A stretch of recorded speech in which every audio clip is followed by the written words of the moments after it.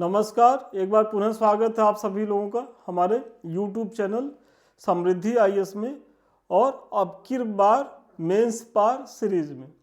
तो चलिए आज का जो हमारा प्रश्न है वो देखते हैं कि भारतीय संविधान संघीय है या एकात्मक। तथ्यपूर्ण परीक्षण कीजिए। 8 अंक का प्रश्न है और ये आपके जीएस पेपर 2 से संबंधित है। फिर ये है, देखिए आगे बढ़ने से पहले एक छोटा सा शेड्यूल देख लीजिए। आप सभी जानते होंगे कि जो हमारा प्रोग्राम चल रहा है अब की बार मेंस पार सीरीज, तो हमारा यही उद्देश्य है कि इसके माध्यम से जो आप लोगों के अंदर मुख्य परीक्षा को लेकर के डर है कि आंसर राइटिंग कैसे करें, बीच का पार्ट कैसे लिखें, भूमिका कैसे लिखें, निष्कर्ष कैसे लिखें, तो उसी के समाधान की दिशा में ये हमारा प्रयास है।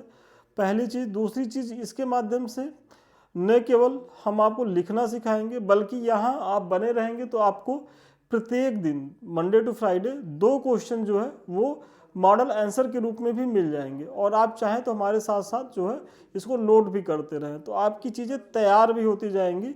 और सप्ताह में किस तरीके से 10 क्वेश्चन और सब एक महीने में 50 क्वेश्चन आपको मिलता जाएगा। और अगर आप अपने मुख्य परीक्षा तक बने रहें तो कितना क्वेश्चन यहाँ से पाएंगे। और जो फ्रेशर बच्चे हैं उनके लिए तो ये बहुत उपयोगी बैच है, यहाँ से तो उनको ज़रूर जुड़ना चाहिए। तो ऐसे ही हमारा शेड्यूल है। तो ये टाइमिंग याद रखिए, 9 बजे सुबह और इवनिंग में जो है वो शाम को 4 बजे। तो ये आता रहता है हमारा वीडियो, आप लोग इसको ज़रूर देखें। और शनिवार को जो है वो वीकली करंट अफेयर्स आता है, ये मॉर्निंग में 9 बजे आता है। देखिए चूंकि ये 8 अंक का प्रश्न है तो इसको बहुत ज़्यादा जो है यहाँ आपको विश्लेषण करने का स्कोप नहीं है कि बहुत ज़्यादा आप बड़ी भूमिका लिख दीजिए। देखिए बड़ी भूमिका लिखने का तो अब स्कोप रहा ही नहीं, क्योंकि अब जो परीक्षा में जो पैटर्न है वो 20 प्रश्न पूछे जाते हैं।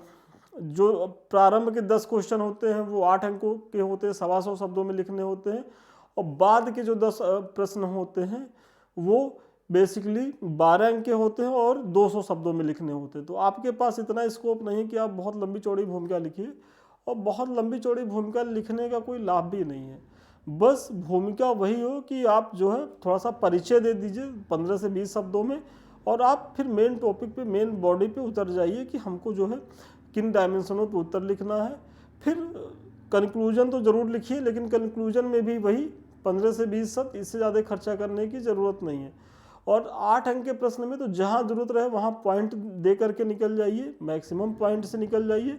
और जो 12 अंक का प्रश्न है तो वहाँ पॉइंट तो दीजिए, पॉइंट फॉर्मेट में ही लिखना ज़रूरी है, डायग्राम बना करके, फ्लो चार्ट बना करके, लेकिन जहाँ विश्लेषण की ज़रूरत हो। क्योंकि हमारे पास कुछ कॉपियाँ ऐसी आती है कि बच्चा केवल पॉइंट में लिखा होता है, तो वो भी अप्रोच 12 अंक के प्रश्न में तो हम नहीं सही मानते। लेकिन कहीं कहीं आपको जैसा भूमिका निष्कर्ष लिखना तो 2-3 पैराग्राफ में, सॉरी 2-3-4 लाइन के पैराग्राफ में लिखिए उसको। फिर बीच के भी पार्ट में जिस पॉइंट को लगे कि नहीं इसको एक्सप्लेन करने की ज़रूरत है, जहाँ उदाहरण देने की ज़रूरत है वहाँ ज़रूर उदाहरण दीजिए, उसको एक्सप्लेन थोड़ा सा कर दीजिए, तब जा कर के जो है आपका बैलेंस उत्तर होगा। और वो क्रमबद्ध तरीके से भी होना चाहिए, क्योंकि उत्तर लेखन की जो दूसरी शर्त है, पहली शर्त तो वही है कि प्रश्न को ठीक से समझें, और ठीक से तभी समझेंगे जब आप उसको खूब कायदे से पढ़ेंगे। फिर उसको किस अरेंज में लिखना है, ये नहीं है कि जहाँ जैसे आपको याद आया बेतरतीब तरीके से लिखते चले गए, तो वो तरीका नहीं होता। क्योंकि मुख्य परीक्षा में आपको रिप्रेजेंट कौन करता है, आपकी कॉपी करती है। इंटरव्यू में तो आप खुद बैठे रहते हैं, खुद जाते हैं, खुद बताते हैं, लेकिन मुख्य परीक्षा में आपकी कॉपी जाती है। और कॉपी जितना ही आकर्षक तरीके से जाएगी, जितना ही व्यवस्थित तरीके से जाएगी, उतना ही मतलब आपके लिए वो लाभदायक रहेगा। समझ लीजिए कि जितना कम समय एग्जामिनर आपकी कॉपी को पढ़ने में लगाएगा उतना बेहतरीन नंबर आपको देगा। और अगर बहुत उसको पढ़वाने के चक्कर में लग गए और बहुत कट पिट किए, इधर उधर किए, तो फिर चीज़ें वो आपके लिए सही नहीं है। और उत्तर में एक चीज़ और बहुत ज़रूरी होता है, फ्लो बना रहे। हम देखते हैं कि हमारे पास बहुत कॉपियाँ आती हैं, आप ही लोग के बैच से तमाम कॉपियाँ आती हैं, वो बच्चे क्या करते हैं कि फ्लो में लिखते नहीं, तो फ्लो भी होना ज़रूरी है। तो चलिए किसी दिन हम जो है इस पर एक नया सेशन ही लाते हैं, नई एक क्लास छोटी सी ले लेते हैं कि भाई आंसर राइटिंग कैसे किया जाए, उसमें क्या क्या ज़रूरी चीज़ें होती हैं। हालांकि हम प्रत्येक वीडियो में शुरू होने से पहले इसलिए 1-2 मिनट, 3 मिनट, 4 मिनट तक बताते भी हैं, क्योंकि कोई बच्चा है वो नई पहली बार हमारा इस वीडियो को देख रहा है तो उसको यहाँ से लाभ मिले। और यदि हम बार बार कह रहे हैं तो ये अपने अनुभवों से कह रहे हैं। और चूंकि हम लोग के पास हर बैच में 150 से 200 बच्चे आते हैं, तो उनको भी हम लोग बताते रहते हैं उसमें जो सेलेक्ट हो रहे हैं तो उन्होंने क्या अप्रोच अपनाया, और जो फेल हुए जिनका नंबर कम आया उनमें क्या कमी रह गई, तो उसको देखते हुए सारी चीज़ें आपको बता रहे हैं कि आपको अपने भी आंसर राइटिंग में ये सारे प्रयास करने होंगे। चलिए, तो छोटी सी भूमिका, चूंकि 8 अंक का प्रश्न है, तो वही कि भारत का संविधान देश का सर्वोच्च जो है वो कानून है। यह एक लिखित दस्तावेज है जिसे संविधान सभा ने 26 नवंबर 1949 को अपनाया और 26 जनवरी 1950 को जो है वो लागू किया गया। अब बहुत लोग कहते हैं कि सर पीटी पढ़े कि मेंस, देखिए यहाँ मेंस पढ़ते पढ़ते 2 फैक्ट आपके पीटी के भी तैयार हुए, और उत्तर में थोड़ा बहुत फैक्ट भी डाली है, क्योंकि मुख्य परीक्षा में ऐसा नहीं है कि यदि आप कोई दावा कर रहे हैं, कोई तर्क दे रहे हैं, कोई प्रमाण दे रहे हैं, तो उसके पीछे जो है वो तथ्य जरूर लिखिए, क्योंकि तथ्य जो है वो आपके दावे की जो है वो पुष्टि करते हैं। तो तथ्यों की भी ज़रूरत होती है, और ये तभी होंगे कि जब आप थोड़ा सा चीज़ों को याद भी करेंगे। तो आप थोड़ा सा भारतीय संविधान के बारे में आपने बताया कि देश का जो है वो सर्वोच्च कानून है, ये सारी चीज़ें आपने बताया कि ये कब अपनाया गया, कब लागू किया गया। फिर भारतीय संविधान में संघीय लक्षण क्या है, भारत में जो संविधान में जो संघीय लक्षण है आप उस पर उतर जाइए। तो सबसे पहला जो लक्षण है वो स्वतंत्र न्यायपालिका है, ये संघीयता को दिखाता है। फिर केंद्र सरकार एवं राज्य सरकार का सह अस्तित्व, मतलब यहाँ जो है केंद्र सरकार भी है, राज्य सरकार, और दोनों का मतलब सह अस्तित्व है, तो आप इसको भी बताएंगे। फिर संघ और राज्यों की शक्तियों का जो है वो स्पष्ट विभाजन है, मतलब केंद्र और राज्यों के बीच जो है शक्तियों का स्पष्ट बंटवारा है कि ये आपका अधिकार क्षेत्र है, ये हमारा अधिकार क्षेत्र है। और यहाँ देखिए, अब यहाँ आर्टिकल आपको ना याद रहे कि केंद्र और राज्य के बीच शक्तियों का बंटवारा किस भाग में, किस अनुच्छेद में है, तो ये पीटी का प्रश्न है। अगर आप नहीं लिखेंगे तो इसको लेकर के अब यहाँ दहशत में आने की ज़रूरत नहीं है कि आपका नुकसान होगा, कुछ नुकसान नहीं होगा। फिर शक्तियों के वितरण के रूप में संविधान की सर्वोच्चता, देखिए मतलब इसमें यह कहा जा रहा है कि जो शक्तियां बांटी गई हैं केंद्र और राज्य के बीच, अगर उसको लेकर के कोई समस्या उत्पन्न होती है तो वहाँ कौन सर्वोच्च है, मतलब उसका निर्णय कौन करेगा, तो वो संविधान करेगा। संविधान के माध्यम से कौन करेगा, तो संविधान के माध्यम से सुप्रीम कोर्ट करेगा, क्योंकि संविधान का संरक्षक वही है, उसी की मतलब द्वारा जो है संविधान की व्याख्या की जाती है। तो जब भी ऐसे मैटर आएंगे तो कोर्ट में जाएगा मैटर, और कोर्ट जो है संविधान सम्मत जो है वो निर्णय लेगा। तो ये सारी चीज़ें आप बता रहे हैं संघीय व्यवस्था के जो है वो लक्षण। फिर केंद्र राज्य के मध्य विवाद के समय उच्चतम न्यायालय का प्राधिकार, ये वही मैंने पीछे बताया। फिर द्विसदनीयता की भी आप चर्चा कर सकते हैं, और वित्त आयोग की कार्यप्रणाली, भाई संघीय लक्षण ये भी है, क्योंकि आप जानते होंगे जो वित्त आयोग है वो भले केंद्रीय सरकार के द्वारा मतलब उसकी चीज़ें होती हैं, लेकिन वो राज्यों के लिए भी जो है वो नीति निर्माण का जो है वो काम करता है। तो ये सारी चीज़ें जो है आप बता रहे हैं कि किस तरीके से जो है भारत का जो संविधान है उसमें संघीय तत्व क्या क्या निहित है। फिर भारत में एकात्मक संविधान के लक्षण क्या है, देखिए हमारा संविधान खैर तो निष्कर्ष की बात हो जाएगी, न तो पूर्णतः संघीय न तो पूर्णतः एकात्मक, ये दोनों का मिला जुला स्वरूप है। और इसी के तहत आप संघीय बताए तो फिर आप एकात्मक संविधान के लक्षण भी बता दीजिए कि सबसे पहली चीज कि अवशिष्ट शक्तियां केंद्र के पास हैं। मतलब आपने पीछे बताया कि शक्तियों का बंटवारा है, केंद्र सूची का केंद्र के पास है, राज्य सूची का राज्य के पास है, लेकिन जो समवर्ती सूची है या जो अवशिष्ट शक्तियां उस पे जो है विशेषाधिकार किसका है, तो उस पे विशेषाधिकार जो है वो केंद्र सरकार का है। क्योंकि अगर जो अवशिष्ट शक्तियां उस पे राज्य भी कानून बनाती है और केंद्र भी, तो वो राज्य के कानून को निरस्त करके केंद्र के कानून को जो है वो मान्यता मिल जाती है। तो यहाँ केंद्रीकरण की मतलब एकात्मकता की जो है वो प्रवृत्ति देखने को मिलती है। फिर भारतीय संघ अमेरिकी संघ के समान विविध राज्यों के बीच आपसी समझौते का परिणाम नहीं है। मतलब अमेरिका के संविधान में भी आप देखेंगे कि अमेरिका जो है वो 50 राज्यों का एक संघ है, लेकिन वो विनाशी राज्यों का मतलब वो संघ है कि मतलब वहाँ जो है वो अविनाशी राज्यों का अविनाशी संघ है। मतलब वहाँ के राज्यों का विघटन नहीं हो सकता। मतलब 50 हैं तो वो 50 अस्तित्व में रहेंगे, लेकिन भारत में ऐसा नहीं है। भारत में अगर चीज़ें नहीं सही से होती हैं तो यहाँ राज्यों का विघटन भी किया जा सकता है केंद्र सरकार के द्वारा, मतलब राज्यों का अस्तित्व ही समाप्त किया जा सकता है। और इसी के तहत आप देखते होंगे कि राज्यों के नामों में परिवर्तन, फिर एक राज्य को काट करके कई राज्य बना देना, तो ये सब किसके अधिकार है? ये सब केंद्र सरकार करती है। तो यहाँ कहीं न कहीं राज्यों पर अधिमान्यता प्राप्त है, किसको?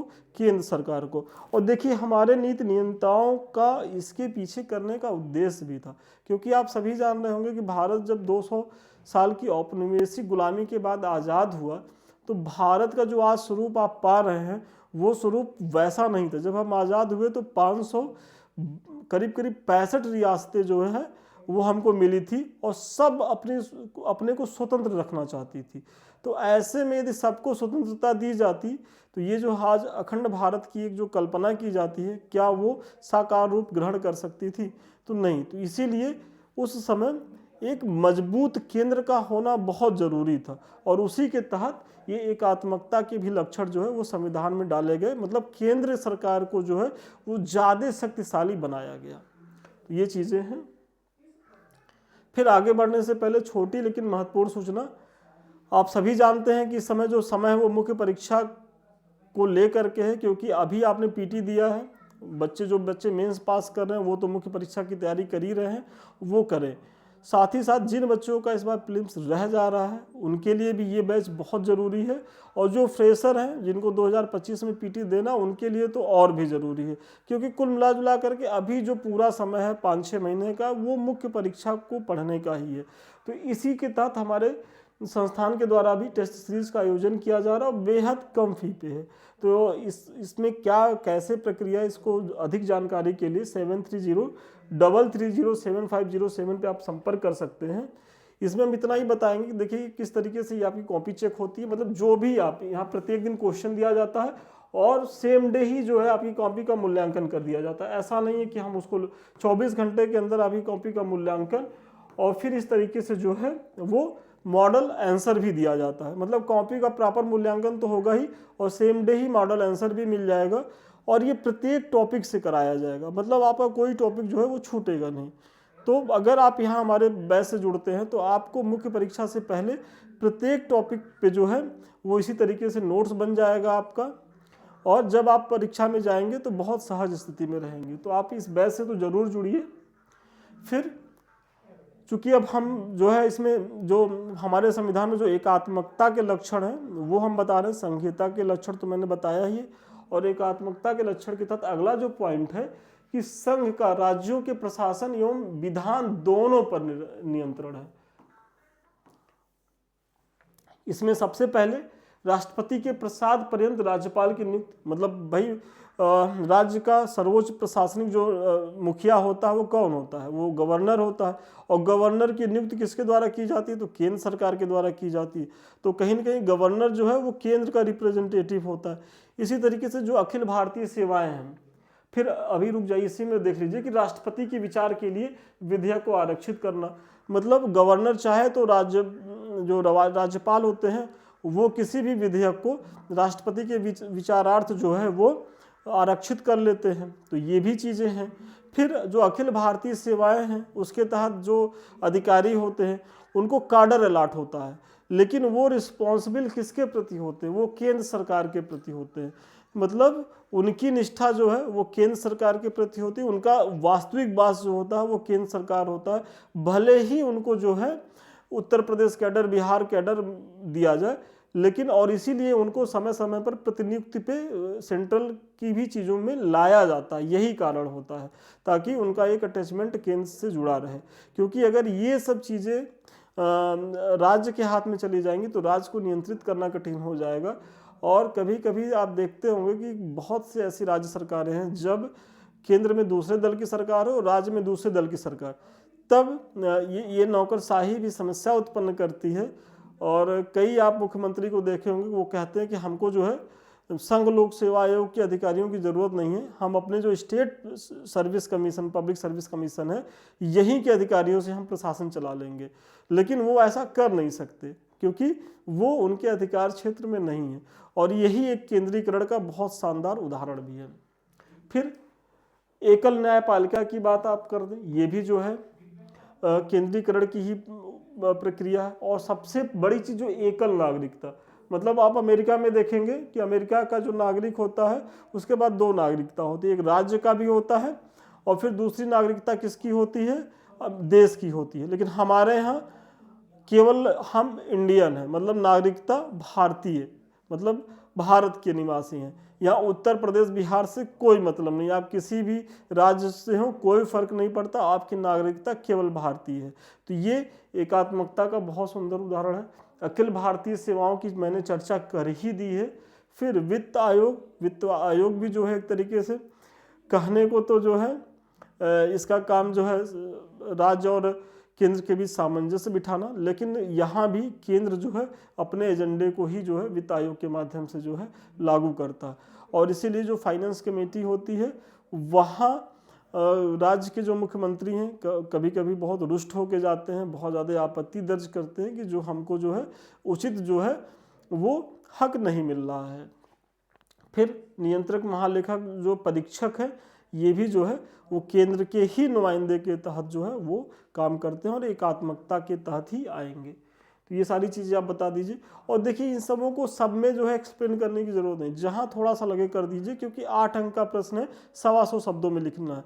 और इतना भी आप लिख करके आ गए और छोटा सा निष्कर्ष की इस प्रकार उपयुक्त विवरण से स्पष्ट होता है कि भारतीय संविधान एक लचीला संविधान है जो आधारभूत रूप से तो परिसंघीय है, किंतु इसमें एकात्मकता की जो प्रवृत्ति भी समान रूप से विद्यमान है। मतलब आप कह रहे हैं कि आधार रूप से देखा जाए तो ये परिसंघीय ही है, लेकिन इसमें कुछ जो है वो एकात्मकता के भी लक्षण जो है विद्यमान है। और आपको भी अपने उत्तर का जो निष्कर्ष है इसी बैलेंस अप्रोच के साथ देना है।